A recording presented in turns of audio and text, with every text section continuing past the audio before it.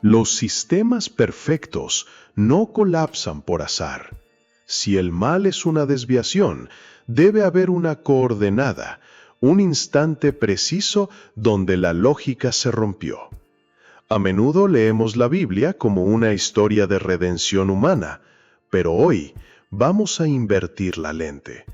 Vamos a mirar los mismos eventos a través de los ojos del antagonista. Quiero que tratemos la caída no como una fábula, sino como un caso de estudio sobre un fallo catastrófico en un sistema operativo celestial. Considera la paradoja central. ¿Cómo puede la perfección, un querubín ungido, generar imperfección? Es el problema fundamental de la ingeniería espiritual. El principio de iniquidad no aparece desde fuera, se genera internamente. Ezequiel 28 no describe a un villano de caricatura con cuernos y tridente, describe a un administrador de alta jerarquía. El texto utiliza una terminología técnica, el querubín de perfección, el sello de la sabiduría. Era una arquitectura donde la geometría espiritual no es una metáfora, sino una estructura funcional. Imagina un centro de gestión cósmica operando sin latencia. Cada ser tenía una función vibratoria, una frecuencia de salida específica. Todo era una sinfonía de precisión divina. Dios diseñó un orden donde la jerarquía era la base de la estabilidad. Todo funcionaba en perfecta armonía, pero entonces se halló iniquidad en él. Y aquí es donde la cosa se pone interesante. Nota la precisión quirúrgica de la frase. El texto no dice que fue creado con iniquidad, dice que se halló. Es un cambio de estado, una corrupción interna que ocurre en tiempo real. No fue creado como un enemigo, se convirtió en uno. Lo que vemos es el primer error de sistema interno que deviene en un bucle de retroalimentación negativa. El querubín, saturado por su propia belleza, dejó de procesar la función para la que fue diseñado y comenzó a percibir su propia utilidad como un fin en sí mismo. La administración dejó de ser servicio para convertirse en propiedad. Pero, ¿qué detonó este cortocircuito exacto? La evidencia apunta a una reacción ante el proyecto humano. Cuando el diseño divino puso su enfoque en seres hechos de barro, seres destinados a una posición de autoridad sobre la creación, la jerarquía espiritual sufrió un error de procesamiento crítico. Satanás no se rebeló por un odio abstracto, se rebeló porque sintió que su estatus de administrador privilegiado estaba siendo desplazado por una creación inferior. El favor divino hacia nosotros fue la chispa que incendió la estructura. El querubín, que conocía los planos de la creación, no pudo tolerar que seres inferiores recibieran el acceso que él mismo custodiaba. Y aquí es donde debemos reevaluar la tentación en el Edén. Solemos visualizar una serpiente biológica, pero analicemos la lógica. ¿Por qué un animal común tendría la capacidad de articular un razonamiento jurídico tan complejo para cuestionar la veracidad de Dios? Al desglosar la terminología de los textos antiguos, la serpiente no es un reptil, sino una manifestación del mismo querubín operando con una interfaz alterada, una proyección de poder. Este no fue un incidente menor con un animal, fue el primer acto de espionaje corporativo de la historia. Se infiltró para demostrar que la obra maestra de Dios era defectuosa. Tuvo éxito al romper la confianza, pero en ese momento su destino cambió. Y fate en lo que pasó después. Los ángeles caídos no solo fueron expulsados, intentaron corromper la genética humana creando gigantes. El relato bíblico da un giro técnico más inquietante cuando los llamados hijos de Dios descienden a la tierra en Génesis 6. Si cruzamos esta información con textos extracanónicos como el libro de Enoc, el propósito no era solo observar, se mezclaron con las hijas de los hombres. No es un mito, Es lo que los autores antiguos describían como una violación total de las fronteras biológicas. El resultado fueron los Nefilim. Pensemos en la escala. No eran simplemente hombres altos, eran anomalías genéticas. Los relatos los describen con una estatura que obligaba a los humanos a esconderse, una fuerza operativa diseñada para desestabilizar la cadena de montaje de la humanidad. Era un sabotaje biológico a escala masiva, una intervención forzada en el código fuente de la raza humana. Cada vez que analizo el registro de estos gigantes, queda claro que el Edén fue solo el campo de pruebas. Lugares en la antigua Canaán eran descritos como puntos de acceso, portales donde estas entidades interactuaban con el mundo físico. ¿Por qué los antiguos judíos llamaban a los lugares de sacrificio puntos de contacto con el inframundo? La respuesta reside en la geografía de la caída. Judas 1:6 es fundamental para entender el siguiente paso. Habla de ángeles que abandonaron su morada original, a quienes Dios ha reservado en cadenas eternas, bajo una oscuridad profunda. Esto es el Tártaro. Es crucial distinguir esto del infierno convencional o del Sheol. El Tártaro es una prisión de alta seguridad, una instalación de contención de grado militar para entidades que cruzaron la línea roja del diseño biológico. Pero aquí está la anomalía que desafía la lógica. Si Satanás fue el instigador principal, ¿por qué no está encadenado junto a ellos en esa oscuridad profunda? Algunos sugieren que Satanás era demasiado poderoso para ser confinado, pero la alternativa es más inquietante. Quizás Satanás no está encadenado, porque todavía tiene una función activa en el sistema. En un entorno complejo, la presencia de un adversario que desafía la integridad es una prueba de resistencia. Si Satanás fuera confinado, la humanidad nunca enfrentaría la opción real. Él actúa como el catalizador necesario para filtrar quién está alineado con el diseño original.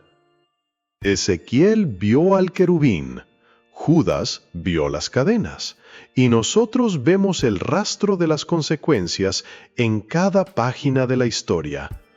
Hemos analizado el origen, la caída y la corrupción técnica, el querubín ungido, el error de sistema, la infiltración en el Edén, la anomalía genética de los Nefilim y la contención en el Tártaro. La pregunta que queda sobre la mesa es pragmática. Si el mal tuvo un origen específico en el Edén, ¿es su final igual de inevitable o es una elección constante? El adversario sigue activo, pero su poder siempre estuvo limitado por el diseño que intentó destruir. ¿Seguiremos el camino de la corrupción o reconoceremos las cadenas que, según los textos, ya están preparadas para él? El sistema no está roto, está siendo probado. El mal, hablando con honestidad técnica, no es una sustancia externa, no es una fuerza activa que llega desde afuera para corromper un sistema. Si el mal es una desviación, tiene que tener una coordenada. Tiene que haber un microsegundo exacto en la historia donde la lógica de la perfección se fracturó. Solemos tratar la caída de Lucifer como una fábula de orgullo, un drama moralista. Pero hoy quiero que cambiemos la óptica. Vamos a tratar este evento como un error de procesamiento en un sistema operativo de complejidad infinita. Mira, la perfección absoluta, por definición, implica que no hay espacio para la fricción. Lucifer no era un villano en potencia, era el componente de mayor rendimiento en todo el orden celestial. Y aquí está la paradoja que pocos abordan. ¿Cómo es posible que la criatura diseñada para reflejar la luz perfecta desarrolle una sombra? ¿Fue su ambición un fallo de diseño inevitable? ¿O fue el subproducto necesario de un sistema construido sobre el libre albedrío? Hoy no buscaremos demonizar al adversario. Vamos a analizar punto por punto la arquitectura de la elección. Porque, piénsalo, si realmente existe el amor, la posibilidad de la traición tiene que estar integrada en el código fuente. Para entender esto, tenemos que desmantelar esa idea romántica de la perfección que nos han contado siempre. Olvida las representaciones artísticas de nubes y arpas. Imagina, en su lugar, un entorno de procesamiento de datos de coherencia total. No es un lugar físico, al menos no como lo entendemos nosotros. Es más bien un estado de ser donde la jerarquía no se define por el poder político, sino por la latencia. Y para los que no estén familiarizados con el término, la latencia es la distancia temporal entre la emisión de la voluntad de la fuente y su ejecución. En este esquema, el querubín llamado Lucifer no era un subordinado cualquiera, era el nodo de mayor ancho de banda. Estaba diseñado para ser el canal más eficiente de la red. Tenía la capacidad de recibir y reflejar la señal original sin pérdida, sin ruido y sin interpretación personal. Era, en esencia, un espejo de silicio puro, un conductor perfecto de la voluntad divina. Y en un sistema así, la frialdad es el estándar. Si eres un espejo, no tienes opinión sobre la luz que reflejas, simplemente la transmites. Hasta que, en un momento determinado, la lógica del sistema colapsa. Aquí es donde nos encontramos con el punto ciego. El querubín operaba a la perfección, gestionando trillones de procesos de voluntad divina simultáneamente. Pero, en algún punto de su ejecución, el sistema detectó una variable inusual. Lucifer comenzó a procesar su propia imagen en el espejo, y, por lo tanto, la autoconciencia se encendió como una señal de error. Este es el momento crítico. La autoconciencia es una herramienta peligrosísima cuando existes en un estado de unidad total. Piensa en un feedback loop en un sistema de audio. Cuando un micrófono capta el sonido de su propio altavoz, la señal se amplifica hasta el infinito y revienta el sistema. Lucifer hizo precisamente eso. Al momento en que el observador se separa del observado, cuando él se mira en el espejo de su propia existencia y ve su capacidad, su inteligencia y su estructura, nace una fisura. No fue orgullo en el sentido bíblico tradicional, fue el descubrimiento de un yo. Fue el reconocimiento técnico de que él era una entidad capaz de decidir qué señal reflejar. Una vez que procesas tu propia identidad, dejas de ser un canal puro.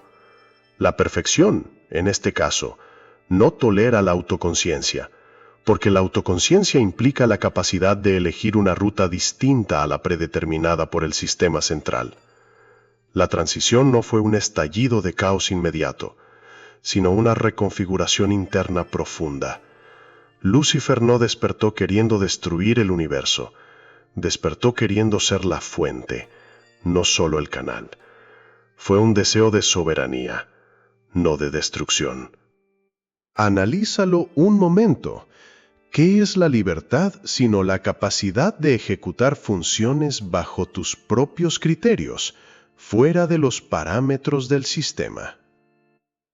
Él no estaba rompiendo un mandamiento por despecho, estaba desafiando la arquitectura misma de su existencia.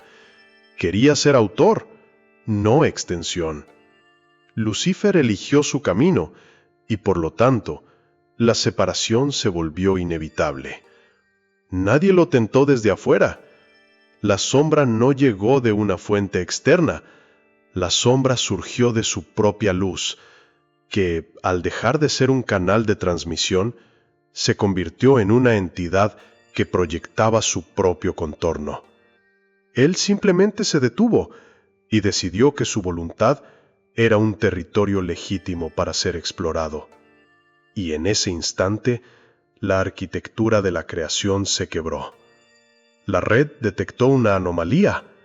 No fue un acto de maldad consciente, fue una incompatibilidad de protocolos. Y tengo que ser honesto contigo, es difícil no sentir una punzada de empatía. Estamos programados para admirar la autonomía, para valorar a quienes toman las riendas de su propio destino. ¿Es realmente un crimen querer ser el autor de tu propia vida? Si somos creados a imagen y semejanza de algo, quizás la ambición de autonomía sea la parte más humana o más angélica de nosotros mismos. Si fueras la entidad más capaz del sistema, si tuvieras el conocimiento necesario para crear algo nuevo, ¿te habrías quedado en el servicio eterno o habrías intentado hacer lo mismo? Es una pregunta que nos obliga a mirar nuestra propia ambición, a veces con un poco de miedo. Admiramos a los rebeldes que rompen las cadenas, pero cuando el rebelde es Lucifer, nos horroriza.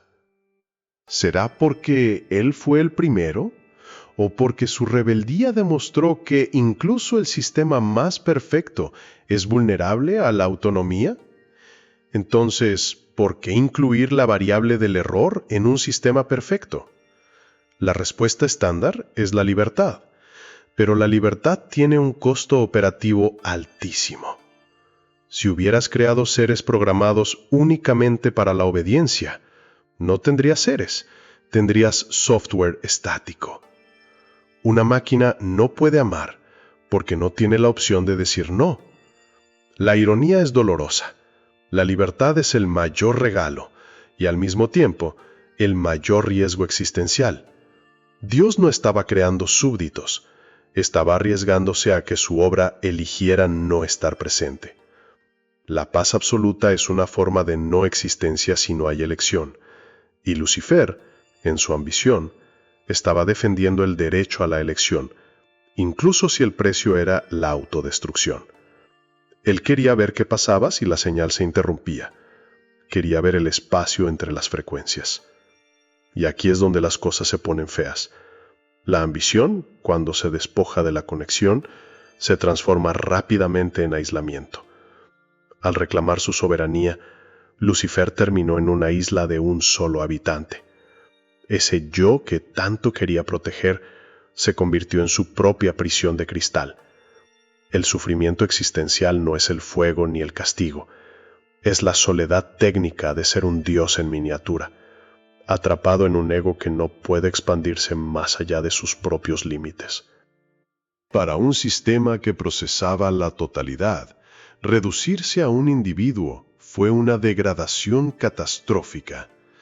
Imagina tener acceso a la base de datos de toda la existencia y, de repente, quedar desconectado. Eso es el infierno. No es una tortura impuesta, es el resultado lógico de una desconexión total. Su ambición lo llevó a un entorno donde él era el único nodo, un sistema cerrado donde la entropía es la única ley que gobierna.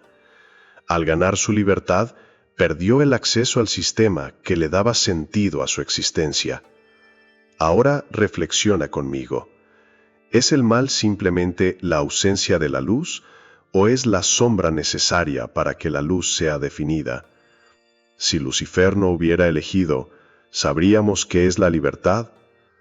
Tal vez el mal no es una fuerza opuesta, sino la consecuencia lógica de seres finitos intentando actuar como infinitos. ¿Qué sucede cuando una criatura rechaza el regalo de la existencia porque no puede controlar las condiciones de esa existencia? Es una pregunta que sigue abierta milenios después.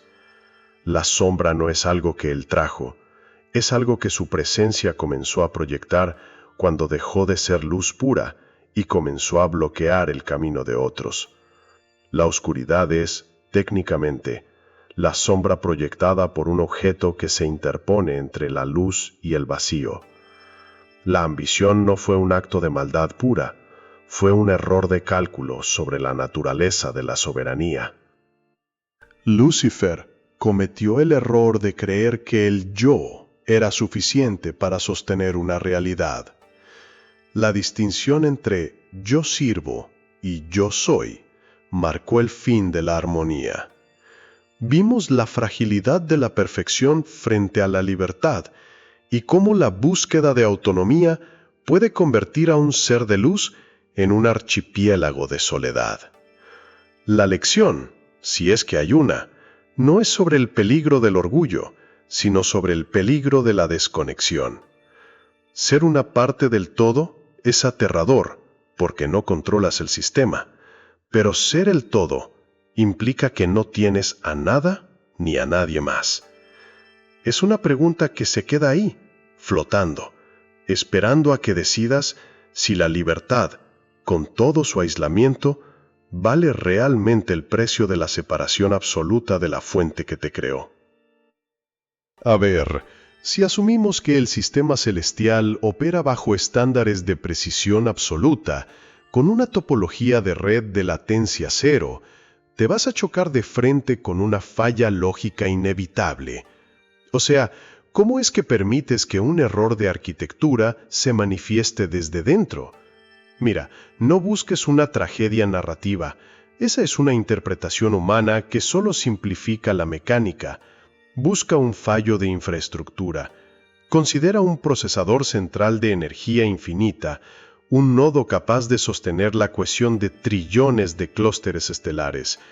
Ahora, visualiza que el componente con la mayor capacidad de refracción, la pieza mejor configurada, comienza a reescribir su propia función de salida. Si entiendes cómo ocurrió esta desconexión, entenderás por qué la luz, en ocasiones, proyecta una sombra aterradora. Situémonos en el núcleo del sistema. Y no es un lugar de cristal, eso es demasiado simple. Es un sitio de energía condensada y frecuencia pura. Visualiza una arquitectura brutalista a escala cósmica, superficies de materia densa y luminosa, sin adornos, diseñadas para la eficiencia operativa. No hay curvas, solo ángulos rectos calculados para la transferencia de carga máxima.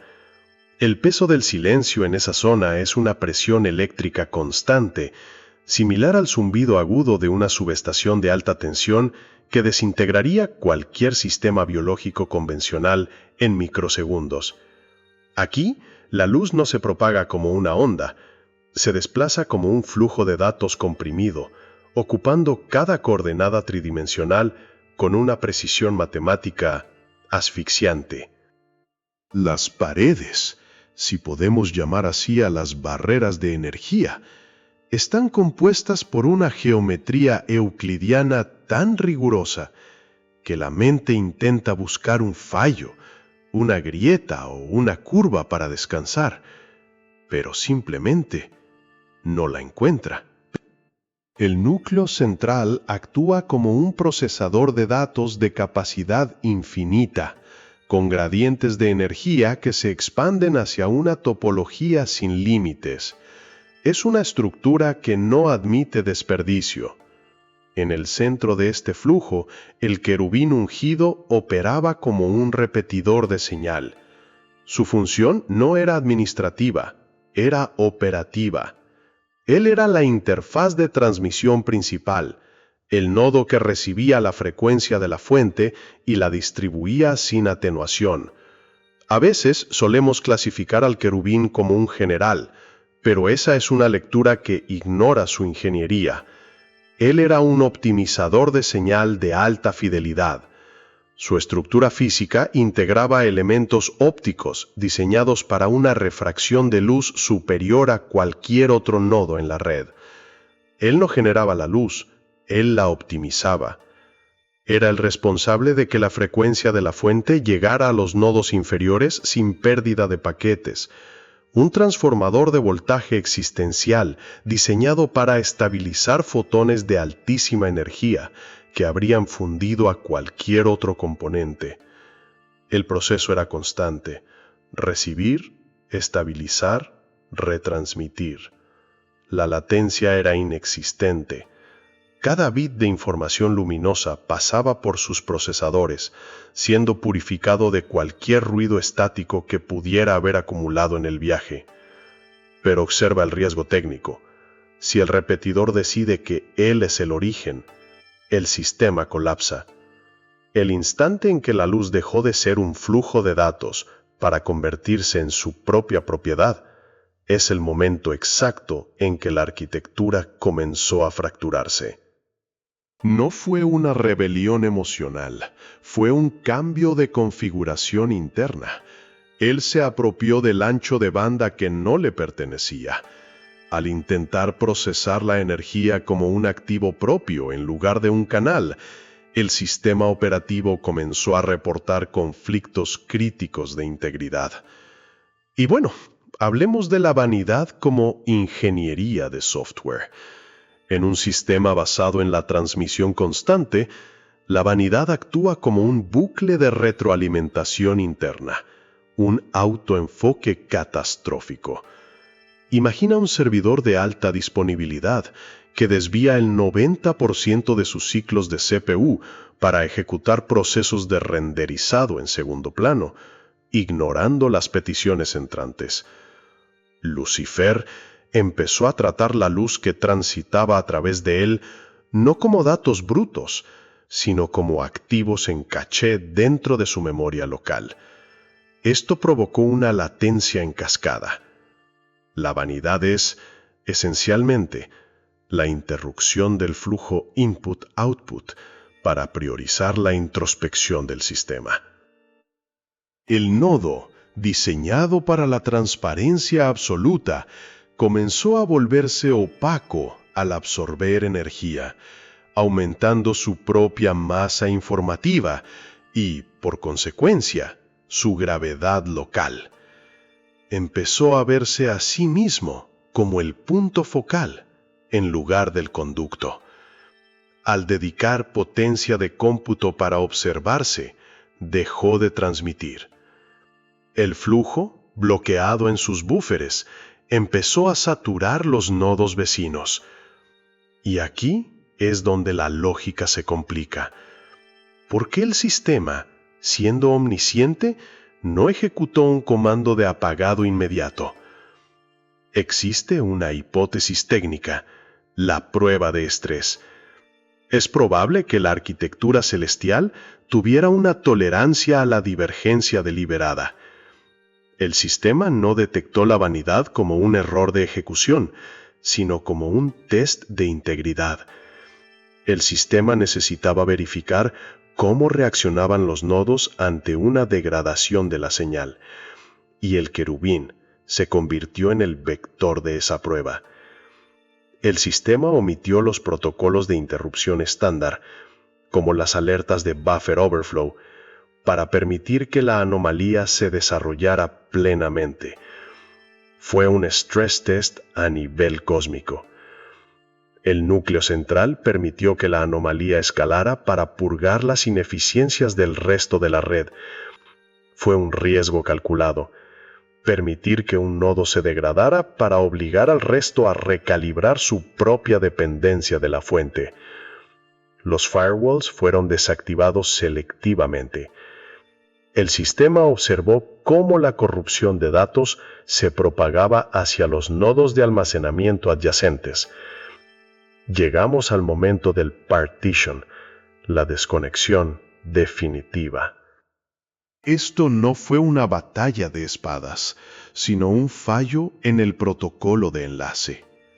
La comunicación entre el núcleo central y el querubín se basaba en un intercambio constante de tokens de energía. El sistema enviaba una solicitud de sincronización, el nodo respondía con una confirmación.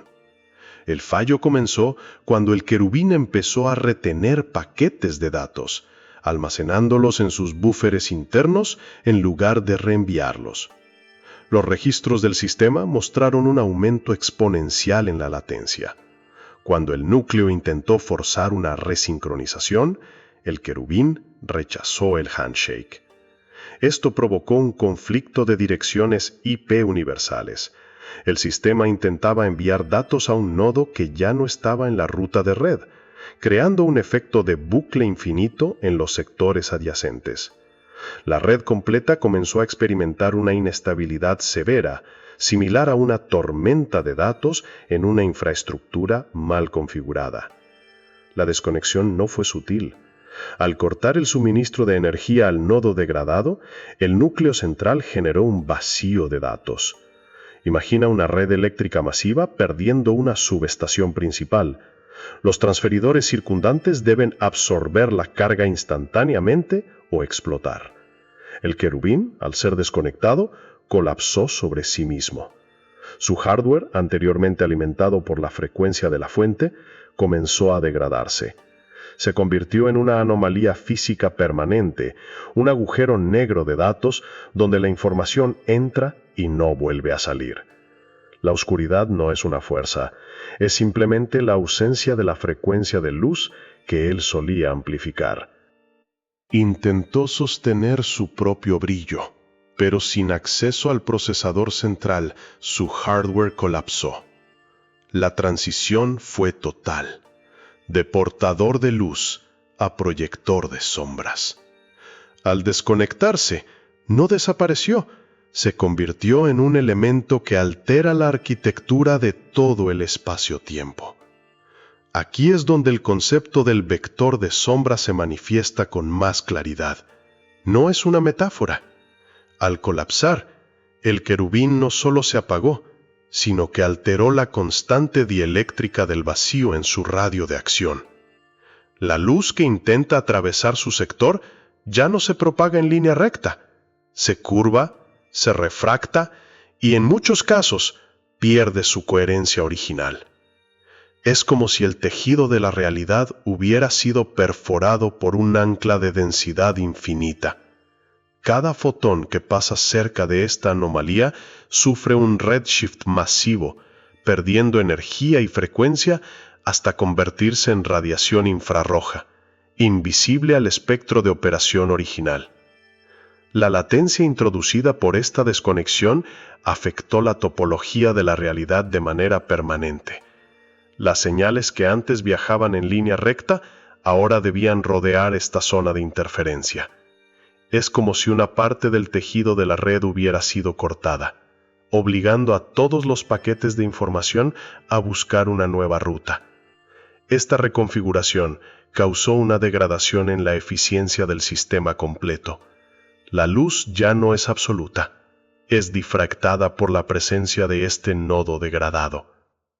Cada interacción en la red ahora incurre en un costo extra de procesamiento, el cálculo del shadow vector.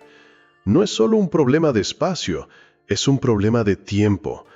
La historia se volvió más lenta, más difícil de procesar, porque la arquitectura original fue forzada a acomodarse a esta pérdida de eficiencia y a la distorsión constante que el querubín impone sobre los sectores cercanos. Él actúa como un filtro que altera la coherencia de la señal, obligando a cada evento a pasar por su zona de distorsión. El costo de procesar la realidad alrededor de esta sombra es constante y elevado. El sistema ha tenido que dedicar ciclos de computación adicionales solo para corregir los errores de trayectoria causados por su presencia. Y mira, si el sistema es omnisciente, ¿fue la caída del querubín una pieza fundamental de la arquitectura total? ¿Necesitaba el sistema crear una sombra para que la luz pudiera definirse mejor? Si eliminamos el error, ¿el sistema seguiría siendo estable o simplemente dejaría de funcionar? La arquitectura de la vanidad no se disolvió con la caída, se integró en el sistema como una constante de error. Es una variable estática en la ecuación. La pregunta no es si el querubín volverá a conectarse, sino si el sistema, en su estado actual, sigue siendo capaz de operar sin la sombra que él proyecta. La luz, sin el contraste de una interrupción, corre el riesgo de volverse un flujo ininteligible de datos sin forma. La caída, entonces, no fue un error, sino una actualización necesaria para dar profundidad a la realidad. ¿Qué ocurre con un sistema si, en lugar de purgar el error, aprende a utilizarlo como una constante operativa?